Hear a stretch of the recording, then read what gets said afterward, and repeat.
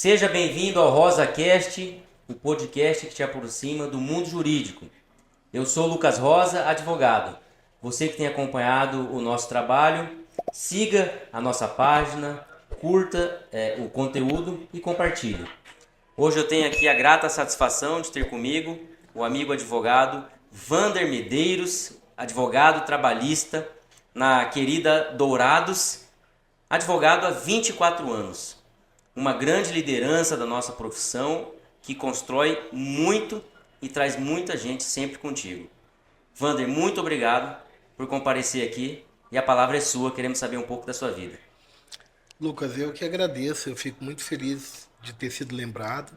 Uma honra para mim estar aqui trocando, conversando com você, fazendo esse bate-papo e vai ser muito legal. Estamos aqui para bater papo, na verdade, né? Descontrair, conversar sobre essas coisas da vida, do mundo. À disposição para o que você quiser perguntar, eu estou à disposição. Obrigado. E de onde veio sua família, onde você nasceu, por que Dourados, por que você fez faculdade de Direito? Bom, vamos lá. Minha família não é da área jurídica, sou natural de Aquidauana, mas meus pais chegaram em Dourados em 82, eu tinha 4, 5 anos. Então, inclusive hoje eu sou douradense com título de douradense, né? Então, me considero douradense de coração. Meus irmãos, eu sou o mais velho de 4 irmãos. Então, meus outros 3 irmãos são douradenses, nascidos em Dourados. E o porquê do direito é muito assim, e é interessante porque na verdade eu queria fazer artes cênicas. Fiz muito teatro na adolescência e tal. E por ocasião de quando eu estava em São Paulo, preparando para o vestibular ali, primeiro, segundo grau ali, meu pai veio a falecer no acidente de carro vindo para Campo Grande. E eu sendo o irmão mais velho, aí não tinha opção de ficar fora Dourados e tal, e eu tive que voltar para Dourados. Nesse interregno de voltar para Dourados, aí a ideia de artes cênicas deixou de existir. E aí aquela coisa, o pessoal sempre falava assim, ah, você vai ser advogado porque você fala bem, você vai... E eu acho que também o próprio teatro ali que eu fiz na adolescência ajudou bastante. E aí quando eu voltei para Dourados eu não tive dúvidas de que eu seria advogado. Porque era a única faculdade que tinha. Na época, eu estou falando isso em 95, quando eu entrei no curso de Direito. Então, na época tinha curso de Direito em pouquíssimos lugares. Tinha a Unigran em Dourados, acho que a Uniderp aqui em Campo Grande e a UEMS em Paranaíba, ó, 3. Hoje nós temos, né, inúmeros cursos. E, e aí fui fazer direito na Unigran e tal. Então a opção foi. E me descobri também. Me apaixonei pelo direito em si, pelo mundo do direito. Tanto quanto eu gostava da arte, vamos dizer assim, de um modo geral. Da ideia da arte cênica e tudo mais. E acredito que muito do que eu fiz ali na adolescência, peças de teatro, apresentações, muito daquilo, eu acredito aquilo, muito do que eu me tornei como advogado, sabe? Porque o advogado é você ter a sensibilidade de compreender que você está lidando com uma pessoa que tem um problema e você ter a empatia de perceber que aquele problema muitas vezes é o problema da vida da pessoa. E que, como um profissional da área do direito, você vai buscar ali tentar resolver aquela situação para ela, mas o resultado do que você faz pode transformar a vida daquela pessoa.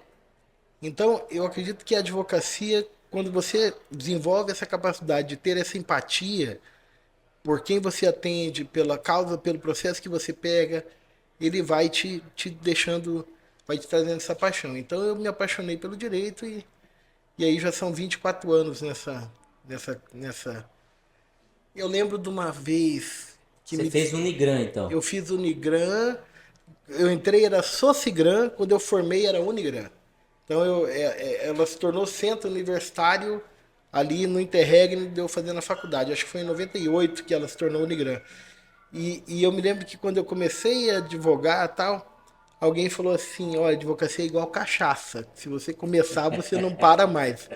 E é verdade, você gosta e não quer parar de jeito nenhum. Que legal. E você fez estágio durante a faculdade? Como que foi isso?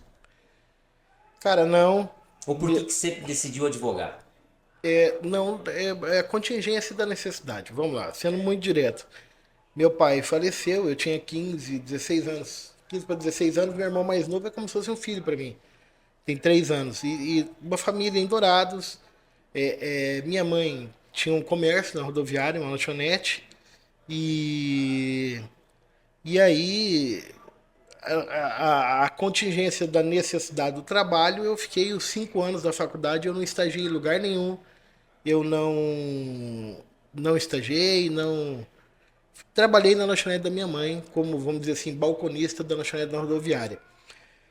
A questão do que aconteceu, que foi muito interessante, foi que quando eu formei, tinha um advogado, que na verdade foi um anjo que Deus colocou passando na minha vida. Olha que interessante, ele viajava de ônibus porque ele tinha tido um infarto, Dr. Carlos Paiva, uns 2, 3 anos antes, então ele viajava com frequência para São Paulo. Então ele tomava o cafezinho ali na lanchonete. Aí minha mãe chegou para ele e falou: Doutor Carlos, meu filho formou em direito, o senhor não dá uma oportunidade para ele, tal, tal, tal. Aí me lembro como se fosse hoje, eu fui até ele e ele me disse assim: Filho, você quer advogar?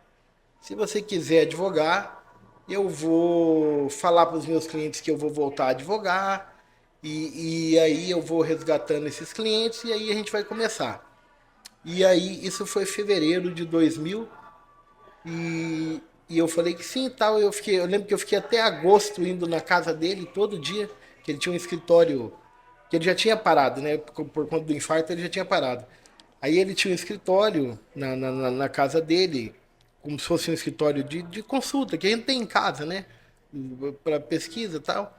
E aí eu ficava ali, fui fazendo as ações. Em setembro nós abrimos uma sala no edifício Dona Josefa, sala 11.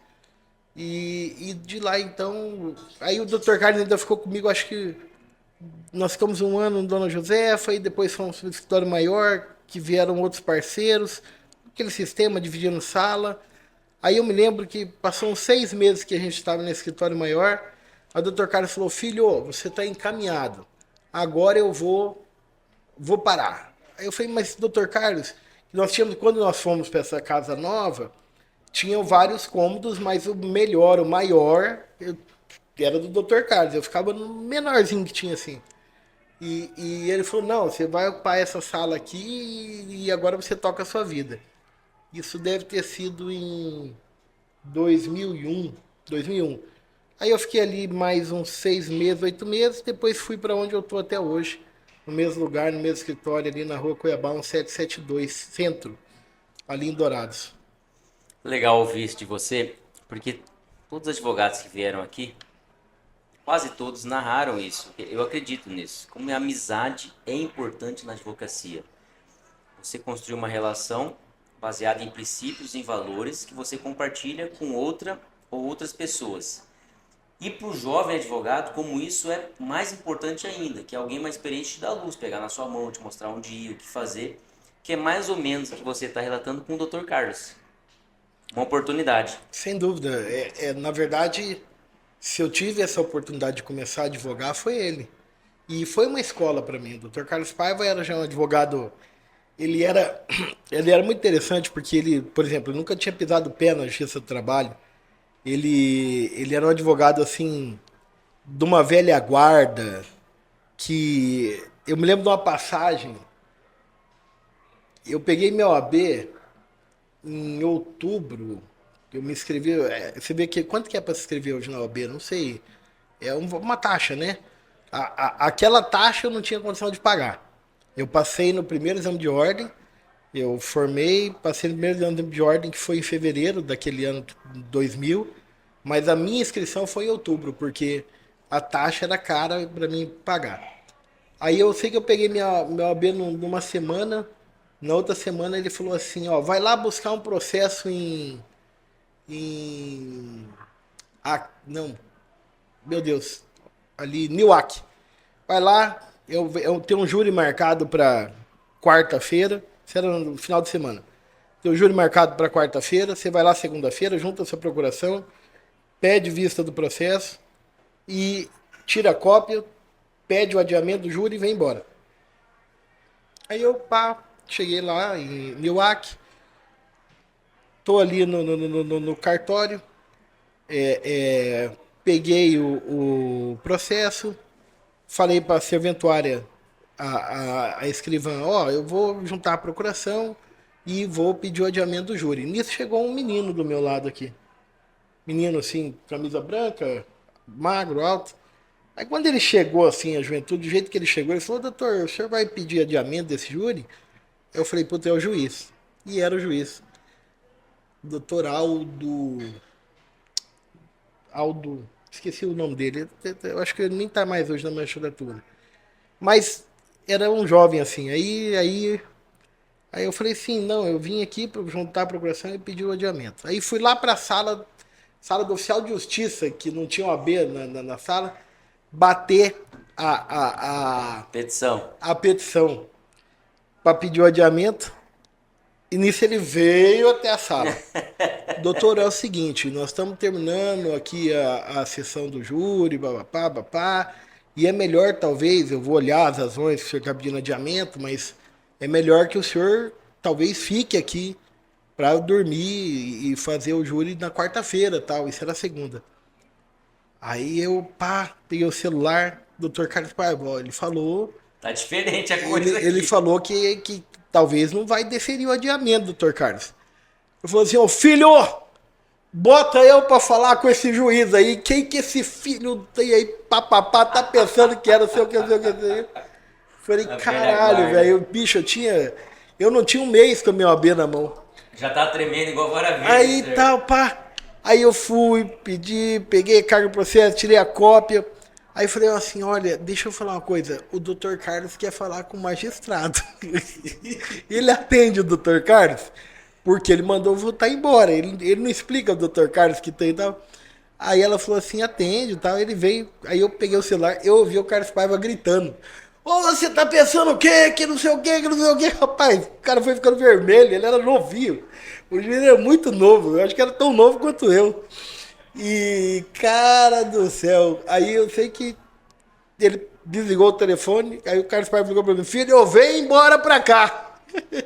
Eu fui embora pra Dourado, aí depois deu uma confusão do caramba lá, mas foi uma escola. Foi uma escola e uma escola que na verdade hoje, quando a gente pensa na advocacia, a gente tem que imaginar que aí depois eu entendi isso. Foram muitos anos para mim começar a mexer com a OAB, política de OAB. Mas se eu tive um milagre de ter na minha vida um Dr. Carlos, o que eu percebo hoje? Que talvez seja papel da nossa instituição, talvez não, é papel da nossa instituição, ser esse instrumento para que quem está começando tenha um mínimo, o básico, para a partir disso conseguir deslanchar na advocacia. Você sabe, Lucas, eu sei, todo advogado sabe, que a advocacia é uma plantação imaterial. E é isso mesmo, eu acho que é uma definição boa para a advocacia, é uma plantação imaterial. Diferente da plantação comum da agricultura, que você tem tempo certo para você jogar a semente, você irrigar a terra e você fazer a colheita, 60 dias, 90 dias, 4 meses no máximo, você na advocacia, você planta ações, você planta trabalho, de forma a não ter a certeza de quando será a colheita, mas tendo a certeza da colheita. É o certos anos e certos quando. Porque você vai semeando. Não é verdade dizer que a advocacia não tem estabilidade. Porque também aí precisa ter planejamento financeiro. Vai ter aquela ação que você vai ganhar e faturar nela o dinheiro para pagar um ano de conta pessoal do escritório. E aí vai ser aquela hora que você vai entender que aquilo precisa ser um fundo de reserva. E aquilo vai te trazendo essa estabilidade. Então, só que o que acontece hoje? Como nós temos 1,5 milhão de advogados, como nós temos o maior número de faculdades de direito do mundo, somados, todo mundo, o Brasil tem mais. Então, a nossa profissão ela está extremamente proletarizada pelo número de pessoas que ingressam na advocacia. É uma contingência de mão de obra muito grande. Para essas pessoas, não dá para ficar esperando para ter um anjo da guarda para cada um. Que bom se tiver, que Deus abençoe que tenha. Mas o que precisa ter? Precisa ter uma política de gerenciamento da ordem para que a ordem faça esse papel. Eu vi um absurdo que aconteceu recentemente e nós tivemos eleição há 3 anos atrás na OAB, eu fiz como acho que todo democrata deve fazer. Nós disputamos, levamos um projeto político na OAB MS, um projeto político na OAB Dourados e não fomos vitoriosos nas urnas. Então o que eu fiz? Me reservei a cuidar da minha vida, das minhas coisas, em contato com meus amigos e tudo mais. Só teve uma vez, só teve um dia que eu me manifestei nesses 3 anos, em mídia social e publicamente. Quando eu vi uma decisão de impedir que pudesse fazer uso da caixa de assistência, do computador, da sala para atendimento, o advogado inadimplente. Agora você imagina, Lucas, que o advogado, seja novo, seja velho, em qualquer condição que a pessoa esteja, com maior tempo de inscrição ou menor tempo de inscrição, todo mundo é suscetível de passar por uma contingência econômica. E passando por uma contingência econômica, você não tem condições de manter um escritório. Aí você vai atender o cliente ali nas instalações que tem à sua disposição, na ordem, na caixa de assistência, aqueles escritórios ali que a gente cria e tal, para uso comum, tipo um coworking. Mas se a pessoa está passando, ou ela está começando, ou ela está passando por uma contingência econômica, é natural que nesse momento, ela também, se a contingência é econômica, ela também tenha dificuldade para honrar a anuidade da OAB. Só que veja como isso é injusto. Ela tem dificuldade para pagar a anuidade da OAB, mas ela vai pagar. Porque se ela não pagar, ela vai ser suspensa, ela vai ser expulsa da ordem. Então ela está inadimplente, mas ela não será alguém que vai dar calote na OAB. E nesse interregno da pessoa estar passando por uma dificuldade, porque está começando tal, você vai lá e fecha as portas para que ela possa trabalhar, para que ela possa atender um cliente e aí fazer a sua plantação de um processo, de 2 processos, que lá na frente vai trazer eu achei isso inadequado. Foi a única manifestação pública que eu fiz de crítica, porque é como você, para quem mais precisa, negar o auxílio do que ele mais precisa, que é um instrumento para que ele possa, a partir daquilo, começar a construir sua carreira. Então, assim, é a partir disso que eu comecei a ver a importância da ordem, Lucas, ser esse instrumento de auxiliar para tudo. E aí tá, para quem está começando, para quem já tem muito tempo, mas precisa enfrentar desafios grandes, porque todo mundo tem problema. Só muda o número do CEP, só muda o número do endereço. Todo mundo tem seu problema. Ao mais novo tem a dificuldade econômica de quem está começando. Mas o que já tem mais tempo de inscrição, que já tem mais experiência, que às vezes tem uma condição econômica muito grande, mas ele também, para essa pessoa, os desafios que aparecem são gigantes. Você imagina o que deve ser você ter que advogar num processo, por exemplo, ilustrativamente, envolvendo as cortes superiores, essas discussões internacionais. Então, para esse advogado, a ordem também precisa estar presente para preservar suas prerrogativas, para não permitir que, em algum momento, quando ele tiver que ter um conclave, quando ele tiver que ter um debate com uma autoridade pública, aquela autoridade pública acredite que possa estar acima do advogado. Porque a resistência não pode ser individual, Lucas. Tem que ter retaguarda, né? A retaguarda tem que ser coletiva. A retaguarda tem que ser institucional. E isso você só constrói com uma coisa. Você só constrói essa retaguarda que a advocacia precisa de verdade quando você tem dirigentes que tenham a sensibilidade de compreender esse todo. Porque quem fizer da ordem um instrumento para evolução pessoal, para ascendência econômica, política, quem fizer da ordem isso, eu não estou dizendo que alguém faça, mas quem fizer da ordem isso, na verdade, está diminuindo a importância de uma instituição que é centenária e que deveria servir a esse propósito, penso eu. Ser esse instrumento de auxílio, esse anjo para quem está começando, ser essa retaguarda para quem já tem experiência, mas enfrenta desafios maiores, e todo o papel que a OAB sempre desenvolveu historicamente na nossa sociedade. Essa foi a minha visão, que eu fui apurando com o tempo, com essa experiência de ser advogado, de ser professor, de ser procurador, mas também de ser dirigente de ordem, no período que eu pude contribuir, porque também já dei minha contribuição, é uma corrida de bastão, o bastão já passou da minha mão, já passou da minha fase, sabe? Então, eu tenho isso muito presente comigo, essa percepção. Você falava isso e eu me lembrava de uma conversa que eu tive há 3 dias com uma jovem advogada, brilhante, tem uma carreira de 50 anos, pelo menos, pela frente. Uma jovem advogada de 21, 22 anos. E eu dizia para ela, escuta, você trabalha muito. Você é uma pessoa que, se mantiver rotina e disciplina, se não se desviar no caminho, você vai muito longe. Você não precisa da OAB para formar a sua advocacia. É o contrário. Você que tem algo a oferecer à sua instituição.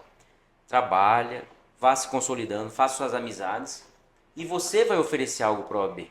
Não é você buscar a OAB para de alguma forma isso te alavancar ou te dar algum suporte, vamos dizer assim, não financeiro, mas de imagem especificamente. Porque ela não serve para isso mesmo. Se a gente vai com essa cabeça, a gente está pequenando a instituição e a si próprio. Você vai lá, trabalha feito um doido, se arrisca, faz enfrentamentos quando são necessários, quando não é necessário você não faz enfrentamento. Aumenta o tom de voz da conversa quando é necessário, quando não for também não faz isso. E isso naturalmente vai te forjando, vai te formando, você vai ficando com mais confiança, vai ficando conhecido, vai tendo a imagem divulgada, isso é coisa que acontece. Mas você não está indo atrás disso, né, Wander? Você está indo atrás de servir sua classe, servir sua profissão, e uma consequência disso é você se forjar e ganhar o reconhecimento social dos colegas, profissional. Ir atrás do avesso é atrapalhar, né? Não funciona. E você dizia também assim, tá na hora de passar o bastão, né? Você formou já muitas lideranças e vai continuar forjando essas lideranças. A OAB, historicamente, é uma instituição que forma lideranças para a política, para cargos públicos, para o judiciário, para outros cargos públicos, no legislativo, no executivo, para a iniciativa privada. Nós somos lideranças naturalmente. E a OAB sempre fez isso. Sempre os presidentes que estavam nas gestões formaram novas lideranças, vencendo ou perdendo a eleição nas suas sucessões. Nunca na história da OAB houve presidentes que tentassem pegar o poder só para si, que tentassem se manter na direção a si mesmo, não seu grupo. Uma coisa é um grupo que compartilha das mesmas ideias, um grupo político, permanecer no poder uma ou duas ou quantas gestões for, fazendo novas lideranças, produzindo para a advocacia. Outra coisa dentro da OAB é a pessoa se apegar ao poder. Você está dando testemunho. Bem, está na hora de passar o bastão. Mas por quê? Você vai sair da OAB, vai deixar de contribuir? Acho que não é isso. Você formou novas lideranças, vai formar outras se você quer que elas vão adiante, não é? Veja, isso é muito interessante. Esse fenômeno do jovem na ordem, eu talvez não seja nem a melhor referência, porque eu fui participar da minha primeira eleição da OAB, eu já tinha 5, 6 anos de inscrição. Mas eu vinha também de uma origem econômica muito difícil, então a premência do trabalho ali, eu fiquei muito absorto nos primeiros anos da advocacia ali, Meu primeiro quinquênio foi muito difícil. Eu Bom, mas enfim, hoje eu percebo muitos jovens que formam e já estão ali se dedicando, e eu acho isso interessante. Eu acho isso interessante, porque eu acho que isso é o que dá liga e faz a nossa instituição ser forte. Então, eu não sou contra isso, não, eu sou a favor. Acho que quanto mais jovem o jovem participar da ordem, melhor é. Por qual propósito? E essa é a questão. O propósito de ter uma instituição viva que possa prestar esse auxílio à advocacia, pô, legal. Se for esse, eu estou 100% dentro dele. Outros propósitos eu acho que não são adequados. Agora, a formação de lideranças, veja, Lucas, nós vivemos qual tempo histórico? Nós estamos gravando esse nosso podcast aqui, hoje é 30 de setembro de 2024.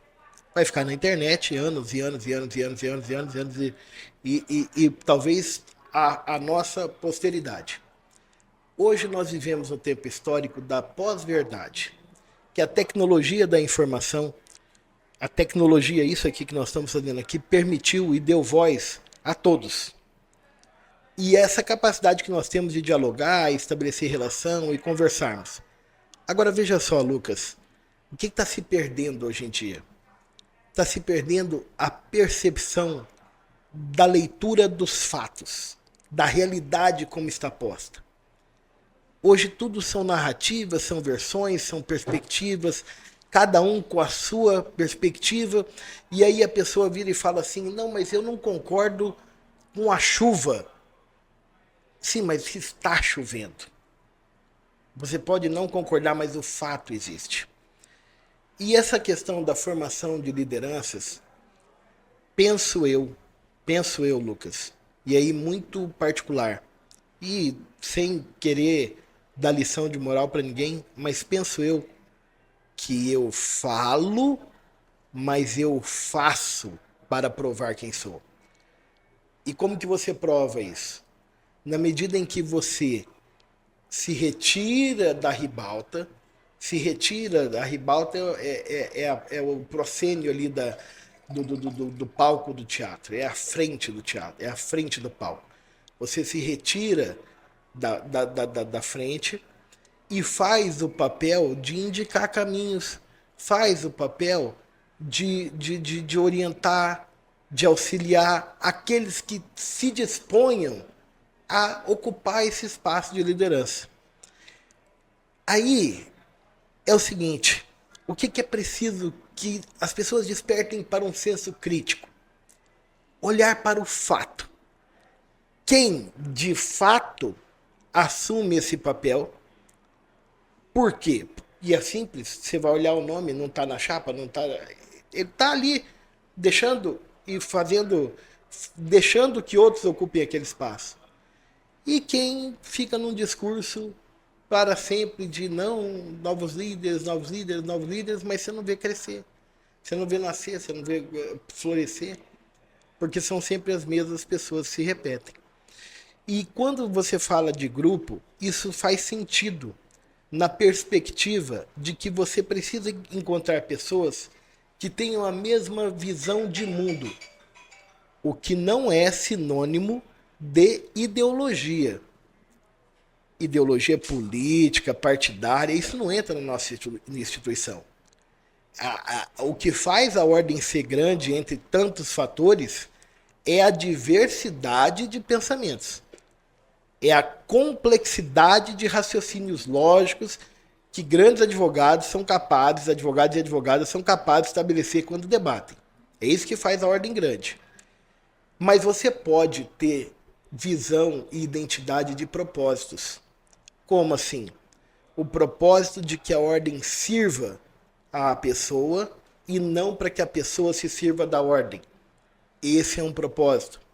O propósito de que as pessoas que estão ali trabalhando merecem o reconhecimento por essa condição.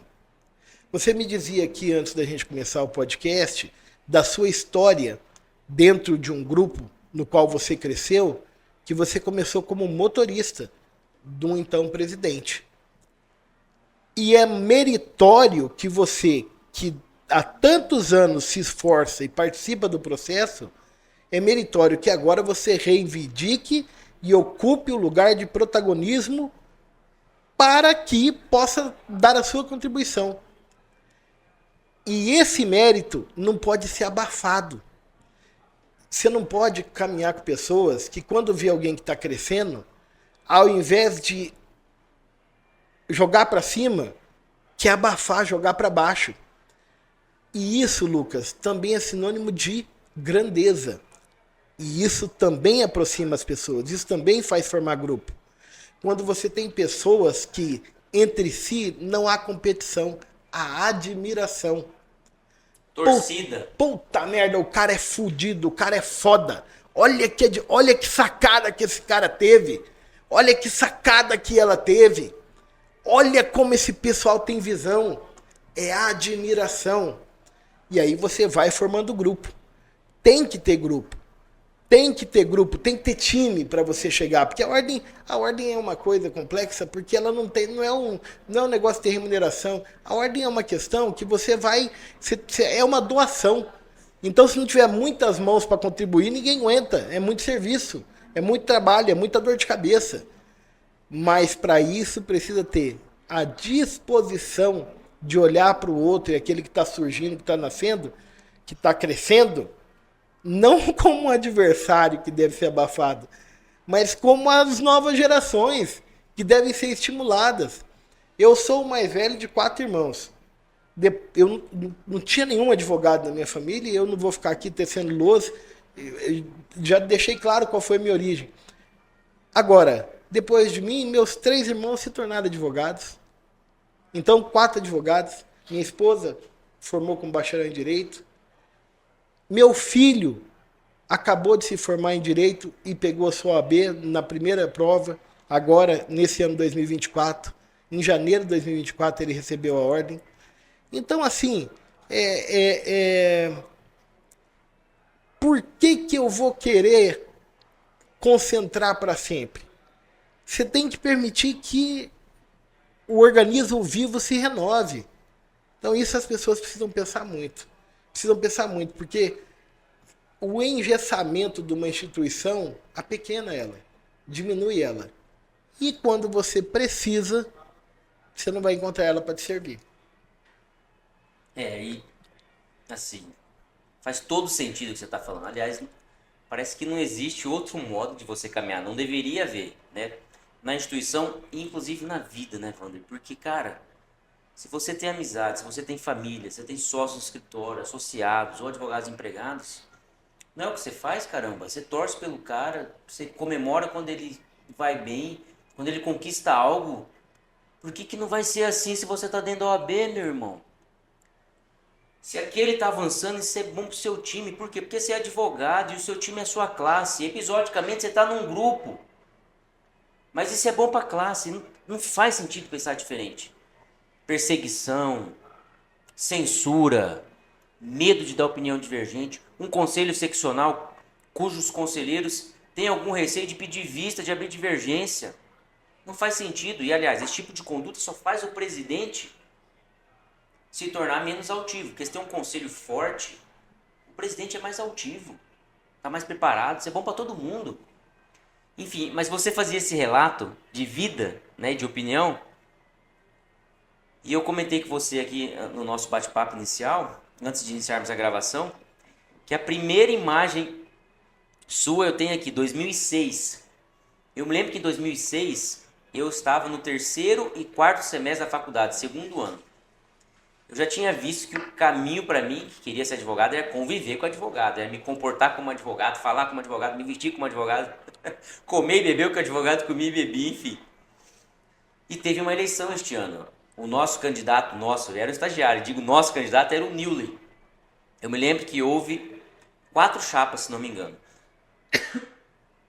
Havia a chapa do Fábio Tradi, que saiu vencedor nessa eleição, do Otton Nasser, 2 queridos amigos hoje que me dão muitos conselhos, que conversam comigo, que me mandam mensagem tarde da noite, eu respondo a qualquer hora também. Como o mundo dá voltas, né? Imagina se tivesse tratado, esse cara não serve, não quero saber dele.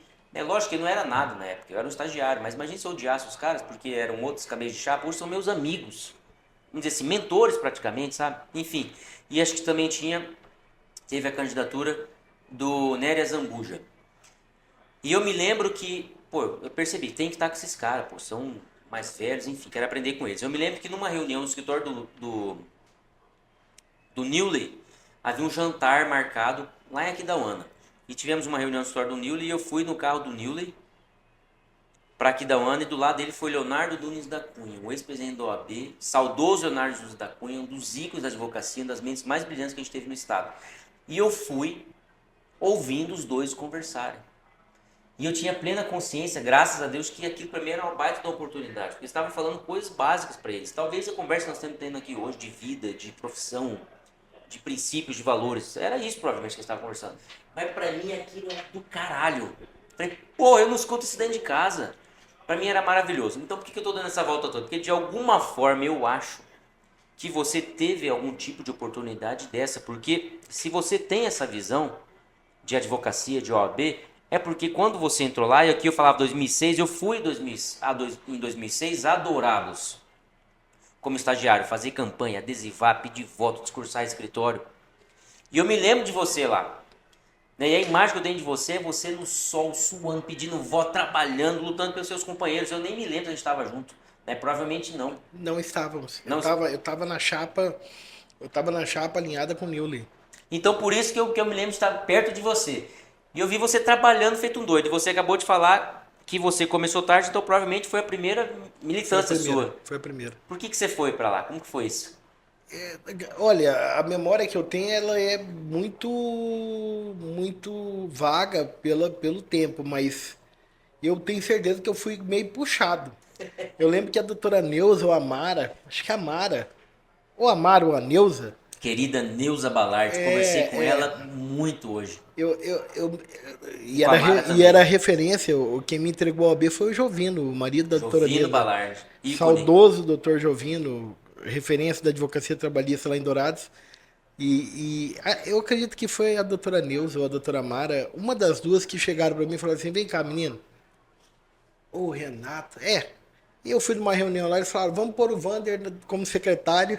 E assim que eu virei, que eu entrei pra chapa e trabalhei e tal. E foi, de fato, foi a minha primeira participação na ordem, foi aquele ano. Depois eu participei de novo e de novo. Aí até que foi quando a gente entrou no conselho seccional. E assim veio essa caminhada. E você se doou pela ordem, mas e com certeza, em razão disso mesmo, a ordem deve ter te oferecido muita coisa na vida, na profissão. Amizades, relacionamentos Lucas, com colegas. Melhor coisa da ordem, para quem faz política de OAB. E eu já ouvi, eu ouvia isso antes de eu começar e quando eu comecei. E agora que eu, vamos dizer assim, tô parando, agora que eu tenho mais certeza disso. E você vai passar por esse mesmo processo, você é novo. Tem 36, 11 anos mais novo que eu. A melhor coisa da OAB são as amizades que a gente faz. Que elas ficam para a vida toda. Porque como a OAB não é partido político, a participação de OAB não é de um partido político, você forma time, você forma grupo, você junta, é aquele negócio, você junta pessoas por visões de mundo, por propósitos, por ideais. Você entendeu? Não tem interesse econômico, a rigor não deveria ter pelo menos. E as amizades que você faz, elas ficam para a vida toda. Então, particularmente, eu, Vander Medeiros, e aí assim, uma vez um professor meu chegou e falou assim, mas é natural, Vander, que você quando brigue, as pessoas briguem tanto, porque você teve que brigar a vida toda. Quando meu pai morreu, eu tinha 15 anos, e eu era o irmão mais velho, meu irmão mais novo tinha 3 anos, e a gente tinha uma condição econômica muito difícil. E o participar da OAB me deu amigos, irmãos, amigas, irmãs, pessoas que eu amo, que eu estimo e com quem eu mantenho contato. Quem me apresentou para você foi a Raquel Magrini. Querida amiga. Maravilhosa.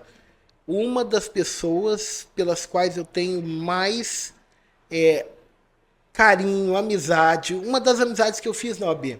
A Raquel, eu sempre digo que vários amigos e tal, mas a Raquel é uma das referências para mim de alguém que o que combinou na ordem, cumpriu passo a passo, item por item, e eu acho que a recíproca é verdadeira.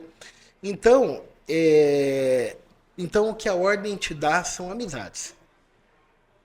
Pelo menos eu nunca busquei nada exceto o trabalho que fosse por aquele propósito que eu falei no começo, e nessa caminhada eu colhi muitas amizades. Mas colhi também muitos desafetos, vamos dizer assim. Pessoas que às vezes eu nem conheço, nunca vi a cor dos olhos, mas que porque sou eu, que sou do grupo tal, tem essa relação que você falou. Imagina se lá atrás eu tivesse ficado com ódio ou falado alguma coisa deles, tal, eu poderia hoje.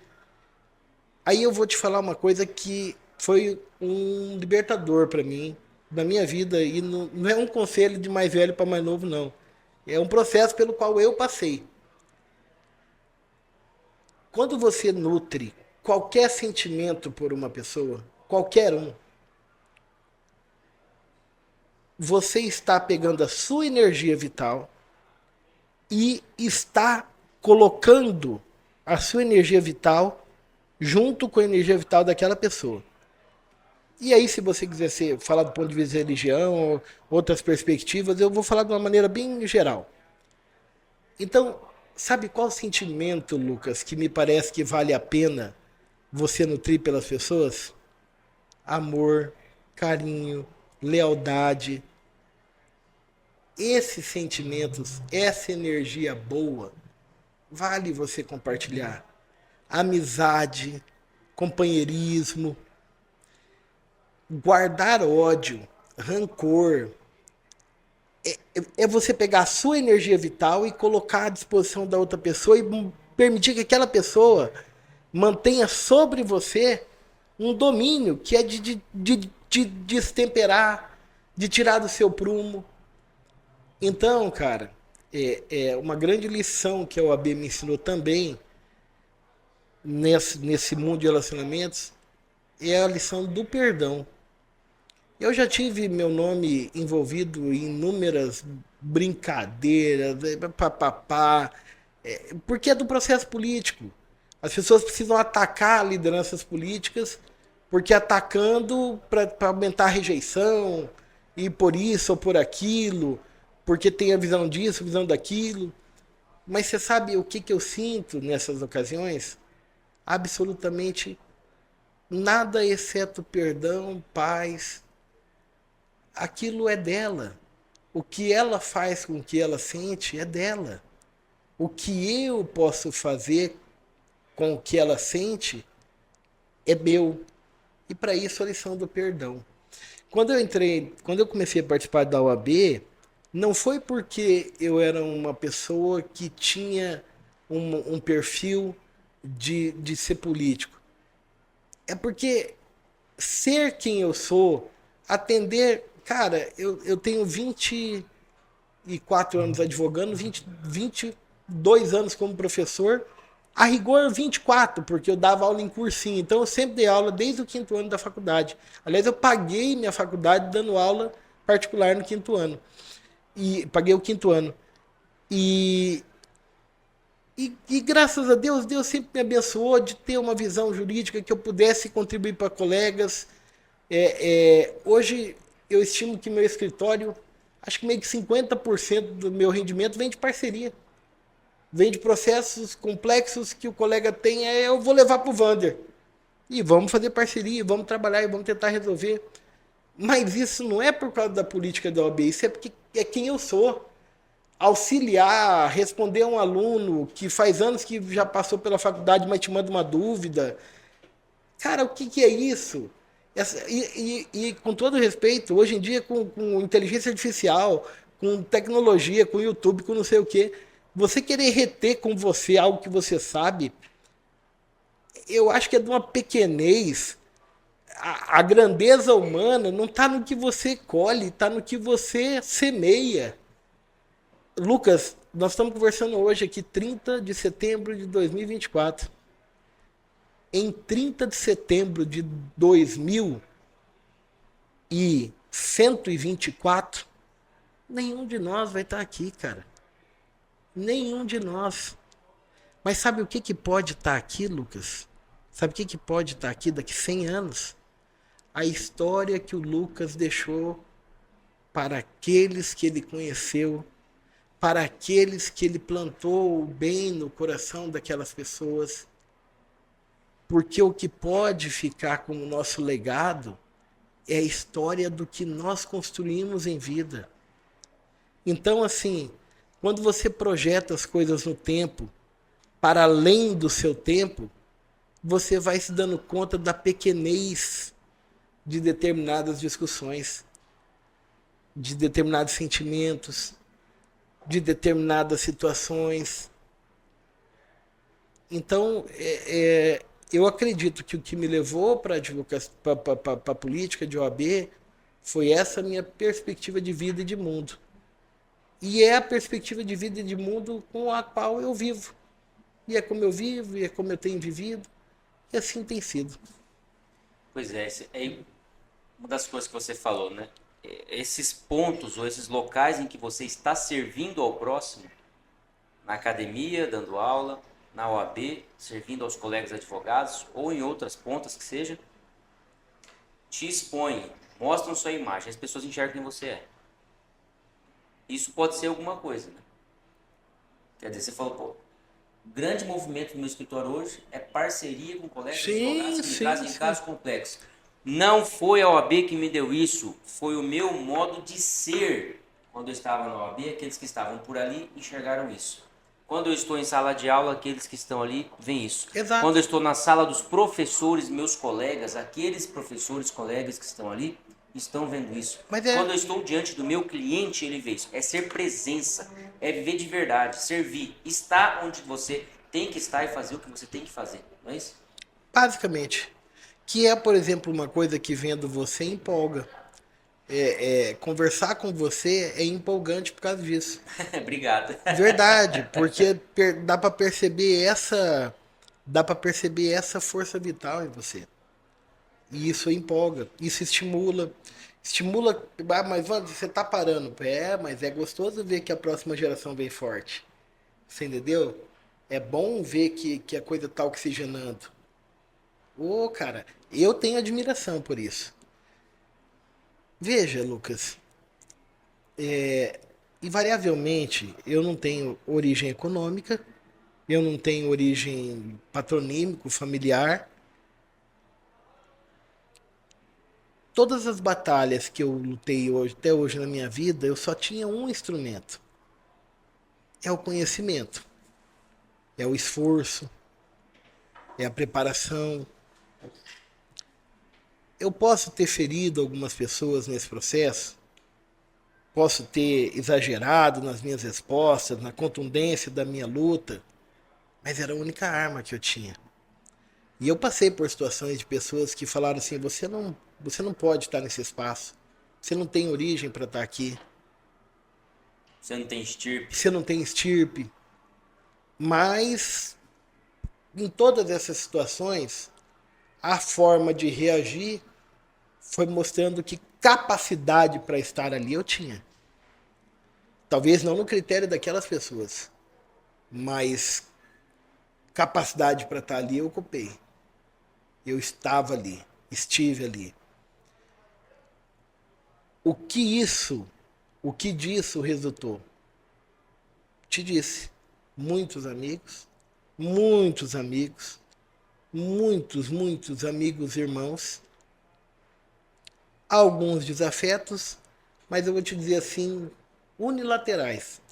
Porque da minha parte, o que eu penso, o que eu dispenso é o perdão, é o águas passadas não movem monjolo e vida que segue.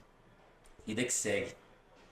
Eu queria que você falasse um pouco de algumas histórias suas na advocacia, com clientes ou com colegas advogados. o jovem advogado, né? Foi ao longo das conversas que eu venho tendo aqui, os advogados vêm sempre ressaltando, escuta, cada processo trate como um único processo, como o seu único processo, cada cliente como o seu único cliente. Tive, por exemplo, um amigo, Haroldo, que é um advogado criminalista, trabalha em grandes operações com acusações de tráfico. E ele falava, escuta, muitas vezes eu tenho que atender uma pessoa que a família me pede, que é um usuário, eu trato com a mesma atenção e carinho daquele que é acusado como um barão do tráfico e teve milhões de patrimônio bloqueado, sabe? E de alguma forma todos falaram por isso. O Nille Marília falou disso também, um advogado mais da área civil, que você conhece, né? Já militou junto com ele, 42 anos de advocacia. E aliás, o Nille foi fazer direito, não era opção dele o direito também, porque queria seguir carreira diplomática. Fez direito, e aí quando você falou, me apaixonei pelo direito, me lembrei na hora do Nille, porque ele fez. Eu fiz para carreira diplomática, não havia Instituto Rio Branco para você fazer faculdade ou se formar e buscar a carreira diplomática. Mas quando eu comecei a estudar, me apaixonei pelo direito. Eu queria ouvir alguns casos, se você tiver de lembrança. Cara, na verdade, em 24 anos tem que ter bastante casa, né? Em 24 anos tem que ter bastante casa. E tem. Vou pegar talvez o mais célebre, que acabou sendo o primeiro, que também me trouxe para a advocacia trabalhista, porque eu formei no quinto ano dando aula de processo penal para turma, direito penal, eu queria ser criminalista, acho que talvez pelo o encantamento do júri, a origem lá do teatro, eu pensava só em ser criminalista. Muito bem. Fiquei um ano ali, Carlos Paiva, nós fomos para um outro escritório, entre vários colegas, e eu, aquela coisa de quem formou e não tem dinheiro, a gente dividia água, luz e tal, e o que se entrasse a gente dividia e tal. Muito bem, e eu para cuidar da parte criminal, que entrasse, não sei o quê. Um belo dia chega dois colegas meus, falaram, ó, Vander, nós estávamos lá no plantão da Justiça do Trabalho, e chegou uns indígenas lá, trabalhador indígena, reclamando que não receberam a rescisão, papapá, papá. E, e, e aí nós vamos amanhã cedo lá pegar a procuração deles. Ah, legal, vai lá. O que tinha acontecido? Uma turma de 60 trabalhadores indígenas tinham sido levados para uma usina de cana, fechou ali o período de trabalho e a usina, ao invés de pagar cada um individualmente, porque cada turma de indígena que ia trabalhar tinha o chamado cabeçante, seria o líder de turma.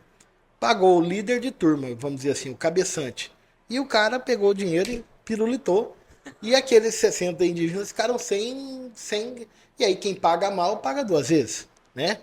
Bom, mas o que nós tivemos que fazer? Fazer as ações trabalhistas daqueles trabalhadores que, naquela condição, não tinham recebido suas verbas rescisórias. Cara, e foi assim. Pensa, escritório 5, 4. Aí, e a justiça do trabalho naquela época era um tiro. Você entrava com a ação hoje, com 18 dias tinha a primeira audiência de concessão. Era um negócio assim, dentro do mês. E a usina não tinha muito o que defender. Ela chegava lá, parcelava o pagamento. E aquilo girou dinheiro no escritório. Girou. Aliás, foi o primeiro dinheiro que girou no escritório, naquele escritório nosso, depois que Carlos Paiva tinha saído. E aí quando chegou uma hora, acabou aquelas 60 ações. Acabou aquela turma. E eu me lembro como se fosse hoje, eu cheguei pro colega e falei, fulano, senta aqui para mim e me conta certinho o caso desses trabalhadores indígenas. E foi assim que aconteceu, do jeito que eu estou te contando. Ele me explicou e eu fui entender o contexto. Que eu tinha feito o modelo da petição inicial para eles só replicaram. Aí ele me explicou o que tinha acontecido. Aquela era uma turma que tinha acontecido aquilo dos indígenas. Porém, no Mato Grosso do Sul, por que aquilo aconteceu com aquela turma? Porque era muito recente que as usinas tinham começado a registrar a carteira de trabalho dos indígenas. De 1967, 67, até 1999, os indígenas trabalhavam naquelas condições de turma de 60 trabalhadores, em todas as usinas do Mato Grosso do Sul, sem nenhum direito trabalhista, recebendo só pela produção. Era o costume. Em 99, o que acontece no Mato Grosso do Sul? Instala o Ministério Público do Trabalho, acho que um ano antes, tal. O Ministério Público do Trabalho vê aquilo e começa a bater em cima. E em 2000, eles fazem um documento, Pacto Intercomunitário dos Direitos Trabalhistas Indígenas, Trabalhadores Indígenas do Mato Grosso do Sul, em usina de cana. Todas as usinas, o governo do estado, a FUNAI, o Ministério Público do Trabalho, a Polícia Federal, um documento diferente, garantindo que os indígenas, a partir de então, seriam contratados, mas com carteira assinada, que eles ficariam 60 dias lá, voltariam para suas casas. Uma turma dessa aí que não recebeu, que entrou pra gente. Quando ele terminou de me contar isso aí, eu falei, fulano, pois então é o seguinte, não acabou as ações não. Nós vamos fazer ação para todos os indígenas do Mato Grosso do Sul que trabalharam em usina de cana desde 1967. Ah, que legal. Aí tem a questão da prescrição. Aham. A questão da prescrição. Mas qual foi a teoria que eu usei? A declaração do vínculo de emprego é imprescritível, porque é natureza jurídica declaratória. Uma vez declarado o vínculo de emprego, nascia a obrigação acessória do recolhimento do INSS. E o FGTS daquela época, a prescrição era trintenária, parágrafo 5º do artigo 23 da Lei 8.078 de 90, que hoje não é mais, porque o Supremo declarou a inconstitucionalidade desse dispositivo, mas na época era trintenário. Então eu entrava com a ação declarando assim, esse indígena trabalhou de 70 a 78, 8 anos, declara o vínculo de emprego. Declarado o vínculo de emprego, recolha o FGTS, porque ainda está no prazo de trintenário. E eu fiz umas 1.500 ações de trabalhadores indígenas nessa época. E foi complexo porque era mais barato para a usina fazer um acordo do que ter a declaração do vínculo de emprego, porque o FGTS até não dava tanto, mas o recolhimento previdenciário do reconhecimento do vínculo era enorme. Então aí as usinas vinham e pagavam, faziam acordo. E duas coisas me marcaram bastante nisso aí, que foi o seguinte. Nós começamos com ações de um grupo de usinas que pegava os indígenas dourados. Dali nós montamos um escritório em Amambai, porque lá também tinha aldeia, lá também tinha usina, papapá. Em determinado momento, um advogado antigo da cidade, trabalhista, chegou e falou assim para mim, você vê como é que são as coisas. Aí você vê quem é quem. E aí você vê também como que eu sou, porque aí é onde eu angario antipatia. Mas esse cara chegou para mim e eu tava fazendo um monte de ação e aparecendo muito ali na X Trabalho. Aí o cara chegou assim e disse, ô do senhor, doutor Vander. Falando assim, as pessoas vão perceber de quem se trata. Deixa eu lhe falar uma coisa, eu fiquei sabendo que o senhor está entrando com ação prescrita. E esse advogado falou para mim. O cara era advogado trabalhista, trabalhador, não sei nem o que ele tinha que se meter nisso aí. O senhor está entrando com ação prescrita, hein? Vou alertar o senhor por uma coisa. Há um dispositivo do nosso Código de Ética que diz que o advogado, que é vedado ao advogado litigar contra texto expresso de lei. Aí eu olhei para ele e falei assim, doutor, nesse mesmo dispositivo que o senhor está falando aí tem uma vírgula. Salvo se fundado na inconstitucionalidade ou na injustiça da lei. Foi a resposta que eu dei para ele naquela hora. E toquei fazendo as ações. Mas esse caso aí, esse aí marcou bastante, porque aí o que aconteceu? Aí teve a primeira audiência trabalhista numa aldeia indígena. E foi interessante e foi complexo, porque o que aconteceu? Quem que fazia a ação dos indígenas dourados? Era só eu. E tinha um outro escritório que tinha pego a cópia da minha petição e fazia também. Mas era 2 escritórios para atender 10 mil trabalhadores. Por isso que tinha tanta ação. E ainda tinha escritório em Amambai e tal. Aí foi fazer a primeira audiência trabalhista na aldeia. E o Jornal Nacional veio cobrir. Saiu matéria no Jornal Nacional. Legal. Eu dei entrevista pro Ai, como que é o nome daquele repórter? Não vou lembrar o nome dele agora. Maurício Canelas. Pá, pá, pá, pá. Aí depois que saiu a matéria no Jornal Nacional, foi muito legal, porque era um feito, primeira audiência trabalhista na aldeia, pá, pá, pá. Mas aí também todo mundo começou a fazer as ações e começou a diminuir as ações. Esse Entendeu? holofote É, diluiu essas ações. mas tudo bem, assim. Faz parte. Você sabe o que é o mais interessante? Isso eu tô falando num período entre 2002 e 2004. 2 anos muito intensos. E todo mundo acha que eu fiquei rico dessa época. E não. O que eu mais conquistei nesse período foi respeitabilidade, reconhecimento profissional. Porque eu construí aquela tese, em Dourados todos os juízes eram contra, e eu ia para audiência e discutia e papapá e não sei o que, e tá prescrito, mas não tá por causa disso, e papapá e tal. De repente deu uma guinada, e essa guinada eu devo ao doutor Francisco da Chagas, que hoje é desembargador aqui no tribunal. Por quê? Porque ele veio do mestrado dele da Espanha, chegou, pegou a ação e falou, não, não, não. Só que o doutor Francisco chutou o balde, porque falou, não, não, não, não, não, não, não, não, é indígena, tal. Isso aqui é o seguinte, além de não estar prescrito que é declaratório, além de não estar prescrito que é trintenário, não tem prescrição nenhuma porque é indígena. E foi o primeiro a julgar favorável. E canetou. E canetou. Aí depois que ele mudou de posição, aí os outros juízes todos começaram a mudar, aí não adotaram a tese dele de não haver prescrição nenhuma, mas adotaram a minha, da imprescritibilidade, tal, e as ações começaram a ser julgadas procedente, aquilo. Então, assim, eu acho que esse começo aí marcou bastante. Mas eu digo, o que eu mais ganhei desse período não foi assim financeiramente, mas foi a experiência e o reconhecimento.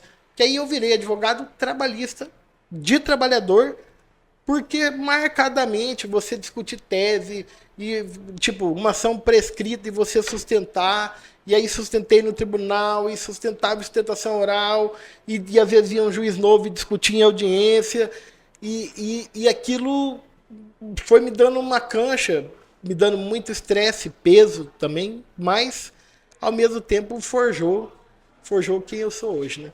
Que legal, né? Você está dizendo, consolidou minha advocacia trabalhista em 2 anos, pouco tempo, né? E, vamos dizer assim, Eu acho que foi. Esse período foi de 2002 a 2004. Então eu já tinha 2 anos ali, 2000, 2001. Foi final de 2001 para vamos dizer 2002. assim, você transitou entre toda a magistratura trabalhista ali da região por causa disso, Ah, né? sim, sem E você dúvida. falava, o juiz queria discutir em audiência. Talvez alguém que esteja ouvindo não tenha compreendido o que significa. Eu imagino que um juiz, não que nem instruiu o processo. Doutor Wander, eu não vou instruir esse processo, eu vou ouvir testemunha. Mas Vou pedir muitas vezes. Você está prescrito. Você fala, doutor, pelo amor de Deus, o senhor entende que está prescrito? Instrui o processo, porque depois eu recorro. Não é isso? Na verdade, não. Eu tenho uma teoria assim, que você pode falar tudo o que for para um juiz, desde que seja delicadamente. A discussão era exatamente essa, o Lucas. Era exatamente essa. O juiz pegava o processo, aí eu entrava para audiência, quando era juiz novo, né? É que também tem uma coisa, era concentrado, logo todo mundo percebeu, mas tudo bem. Mas o juiz pegava, vamos chegar, o juiz novo chegava para audiência e falava assim, doutor, o senhor tem uma ação prescrita. Aí eu falava assim, pela ordem, excelência, a rigor, nós temos fundamentos para discutir a inexistência dessa prescrição. Aí o juiz falava assim, não, doutor, a Constituição é bem clara. Aí eu ia aplicando, aí eu ia falar assim, mas excelência, vamos lá. Mas há o parágrafo 5º do artigo 23 da Lei 8.078 de 90, que diz, porque veja, eu não dizia que era imprescritível tudo, eu dizia só dessas duas parcelas. E papapá, e papapá. E aí isso é uma dica para quem é jovem advogado, ou para quem, sei lá se é dica. Bom, na verdade não é dica, é o que aconteceu comigo, tá? Deu certo para mim. Aí é o seguinte, quando o magistrado, qualquer autoridade pública, quando você começa a conversar com ela e mostra que tem substância, que não está ali falando algo que decorou, mas que você entende o que você está falando, cara, eu tive pouquíssimos problemas em audiência. Pouquíssimos. Na mesma hora, E quando eles existiram, sempre era assim. Algum juiz que estava passando, pá, mas na mesma hora ele, opa, ele tira o pé. Que ele percebe onde ele está pisando. E, de ordinário, a autoridade tem muito conhecimento também. Então ele percebe que, sabe, teve N situações. Eu lembro que teve. Hoje eu escrevo até menos, mas eu já tive petição trabalhista 200 laudas. Aí, por exemplo, fazendo fora de Dourados, chegar numa audiência, a juíza fala assim: mas doutor, processo físico ainda, hein? Olha como eu sou velho. Doutor, como é que o senhor faz uma petição de 200 páginas? Eu falei assim, mas doutor, não sei o quê, e tem isso também, eu em audiência eu só falo se o juiz falar comigo, se a outra parte falar, se vai ficar falando muito em audiência, não... Quanto mais rápido acabar a audiência, melhor para todo mundo. Na verdade, esse negócio de ficar conversando muito não é comigo não, em audiência você tem que abrir a boca para fazer o que tem que ser feito. Enfim, eu lembro que aí ela falou umas 5 vezes o negócio que a petição estava muito grande. Aí eu não aguentei, eu virei e falei assim: excelência, só um detalhe, como é que paga sobreaviso? Só 1/3 do valor da hora normal. Falei, então, excelência, se eu falar para a senhora que eu estou pedindo para pagar o valor da hora integral com um adicional de 50%, como se fosse hora extra. Aí eu vou dizer que o senhor é louco. Então, excelência, eu tenho que explicar. Porque que nesse caso nós vamos fugir da regra geral. Porque aqui ele ficava no estado de sobreaviso 24 horas por dia, 30 dias a semana. E o artigo 244, parágrafo 2º, diz que o sobreaviso será de duração de 24 horas. Logo, o que exceder a 24ª tem precedentes, excelência. O que exceder a 24ª tem que ser pago como hora extra. Agora, se eu não escrever e explicar isso para a senhora bem explicadinho, a senhora vai falar que eu sou louco. Porque eu estou pedindo algo que não é o comum. Ah, doutor, papapá, papá. Eu sempre procurei. Eu acho que uma palavra de ouro na relação advogado, magistratura, advogado, delegado, advogado, é a reciprocidade. A reciprocidade do tratamento liano, do tratamento cortês, do tratamento cordial. A reciprocidade. E a reciprocidade do tratamento que tem que ser um pouco mais. Se a pessoa sobe o tom, você sobe o tom. Sobe o tom, você sobe o tom. Poderíamos ficar falando horas aqui sobre situações. Já tive situações que eu achei que eu ia ser preso da audiência, mas não saí, entendeu? Então, e isso é a delícia da advocacia, viu, Lucas? Esse é o gostoso da advocacia. É que aí vai o que você aprendeu e ouviu do Newley e tudo mais. Cada caso é um caso, cada situação é uma situação. Eu tenho uma frase que eu cunhei que é: processo tem vida própria.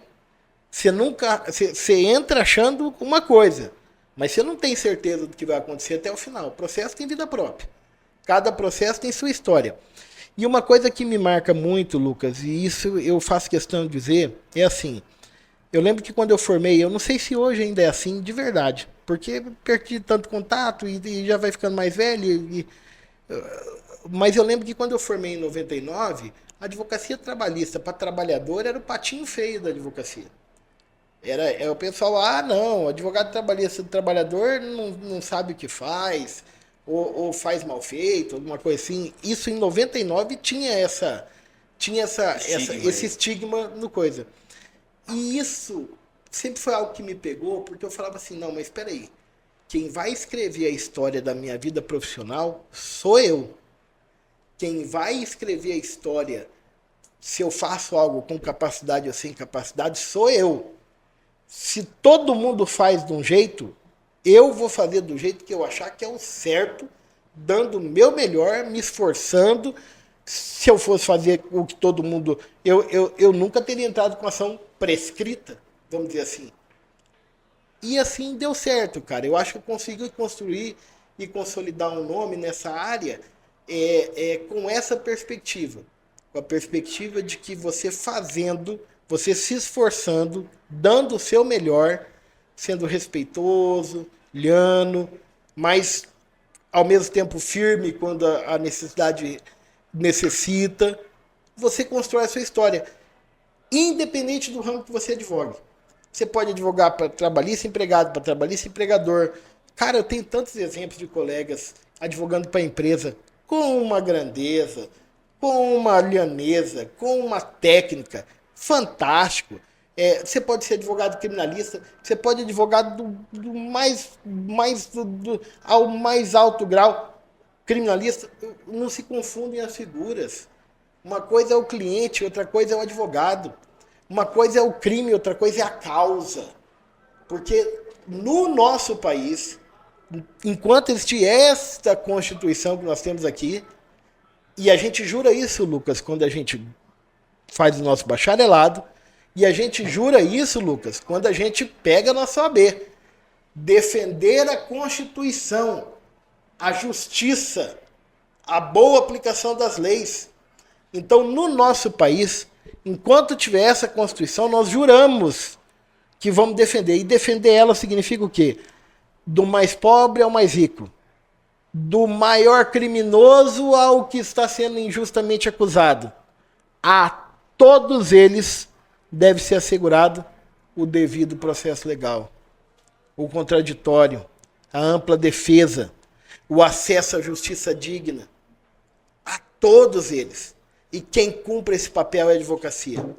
Por isso que a advocacia não é menor que a magistratura, não é menor que qualquer outra carreira pública. A diferença qual que é? Dentro da essencialidade da justiça. E o artigo 133 foi muito feliz por causa disso. A diferença é que a remuneração do juiz é paga pelo Estado. A remuneração do promotor é paga pelo Estado.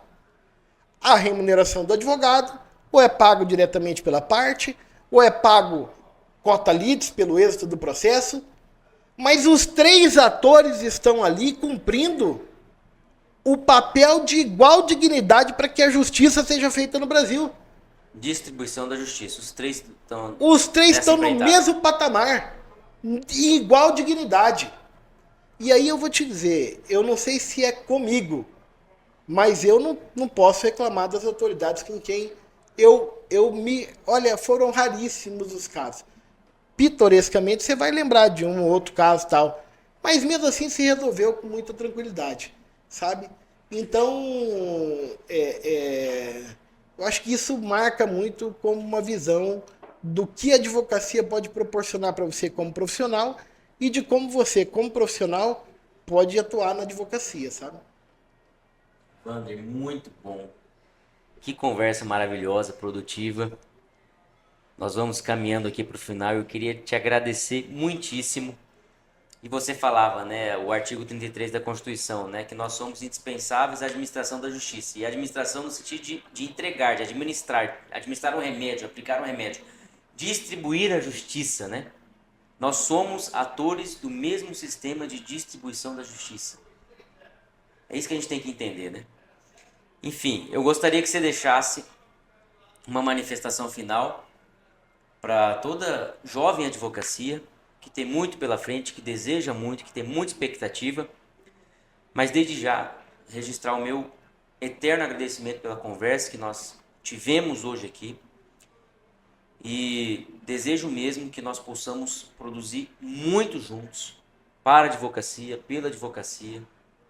Mais adiante, se a vida nos der oportunidade, parcerias em processos, se for o caso. Não é por isso que a gente está conversando, não é por isso que a gente se conheceu, mas todos os caminhos que a vida nos der, eu espero que a gente siga bem, a gente estabeleça uma profunda amizade. É o meu desejo sincero, Dr. Wander Medeiros. Muito obrigado e sua mensagem final, por favor. Lucas, saiba que eu fui apresentado a você por uma grande amiga, Raquel Magrini. E amizade é como gratidão, uma dívida que nunca prescreve. A amizade, ela alimenta muito do que e a razão de ser quem nós somos e por que nós estamos passando aqui pela nossa existência. Então, sabe que a recíproca é verdadeira. A recíproca é verdadeira. O que eu puder contribuir, o que eu puder ajudar nesse momento, nesse seu projeto, nessa nova fase da sua vida, não é fácil. E eu já passei por situações semelhantes e sei da dificuldade e entendo as dificuldades que você há de enfrentar no futuro breve. Mas também saiba que elas forjam e moldam quem a gente é. inclusive quem a gente vai se tornar. E a gente cresce nesse processo, cresce muito. E deixando uma mensagem para o jovem advogado, e aí não é por idade, né? É por tempo de inscrição, né? Para quem está entrando na profissão agora, para quem está começando, uma perspectiva de que a advocacia é, sem dúvida, uma profissão de muita dignidade. E quando você concebe ela na sua dimensão, hoje tem muito aquela perspectiva empresarial da advocacia, do empreendedorismo na advocacia, e veja, isso não está errado. Você ter uma visão de gerenciamento, de administração, isso não está errado. O que você não pode é, nesse processo, fazer disso o principal, esquecendo que o principal é a distribuição da justiça. É fazer justiça para o caso concreto. É ser um instrumento de luta. O advogado ele tem que ser a paz para quem está numa guerra, numa discussão. O advogado tem que ser, para quem está aflito, a tranquilidade de saber que deixou a causa dele nas mãos daquele advogado. E como está nas mãos daquele advogado, ele pode contar que, não pelo resultado, mas que o melhor que pode acontecer e ser a luta em favor dele será feito. E aí você traz a paz para quem está angustiado, para quem não está conseguindo dormir. Então você deve ter toda essa técnica de empresariamento e tal, mas não colocando isso à frente do maior propósito de ser advogado, que é a distribuição da justiça, auxiliar na distribuição da justiça, no fazer justiça, no aplicar o direito. Acho que esse é o primeiro ponto para quem está começando, como alguém que está começando jovem na advocacia. Entender que a beleza do direito está na dimensão em que ele transforma a vida das pessoas, se materializando em justiça. Em justiça. Nós temos um país muito desigual, extremamente desigual. Nós temos um país onde as pessoas precisam, para sair dessa desigualdade, muitas vezes, o auxílio de alguém que, conhecendo as leis, conhecendo os instrumentos jurídicos que existem dentro dele, possa lutar por ele. E esse é o papel do advogado. E você fazendo isso com tranquilidade, com a certeza de que essa é uma plantação imaterial. Certos incertos quando. Uma plantação imaterial que quando você faz, você vai colher. Sem a preocupação do momento, porque às vezes pode demorar um pouco mais, demorar um pouco menos. Mas é semeando, plantando, semeando, plantando. Chega uma hora que a colheita é muito maior do que você estimou, muito mais farta do que você imaginava. E aí é a hora também que chegou a hora de você contribuir para que outro passe pelo mesmo processo. Acho que para quem está começando é isso. Fé em si, acreditar naquilo que você tem como correto, como justo, lutar pelo direito, com ética, com dedicação, com trabalho e seguir em frente. Para trás, nem para ver no retrovisor, só em frente. Só em frente. Obrigado, meu amigo. E você que acompanhou mais um episódio do RosaCast, siga o nosso canal no YouTube, siga também a nossa página no Instagram, compartilhe e curta nosso conteúdo. Muito obrigado e até a próxima.